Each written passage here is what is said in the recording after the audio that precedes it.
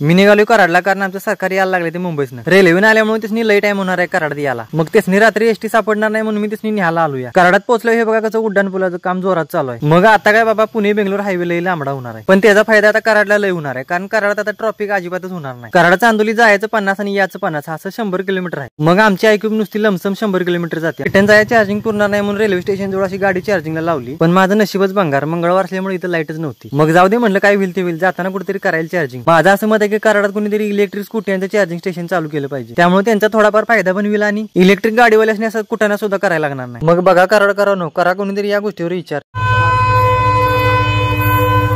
आमच्या सरकारांची रेल्वे एकदाशी आली कराडात. त्यासनी 2 नंबर प्लॅटफॉर्मवर उतरल्यामुळे असं ब्रिज चढून अलीकडे यायला लागलं. रेल्वे स्टेशनवर निघालो आम्ही, जरा पाचोड फाट्यावर वडापाव खायला थांबलो. वडापाव असं दडपून खायचा असतो ते मी पहिल्यांदाच बघितलं बाबा. वडापाव खाऊन झाल्यावर वाटत एका मंदिरात गाडी तासभर चार्जिंगला लावली. 47% चार्जिंग झालं. म्हणलं आता बाद झालं एवढं चार्जिंग जाते एवढ्याच गावात. मग गाडीला चालू केली घुमत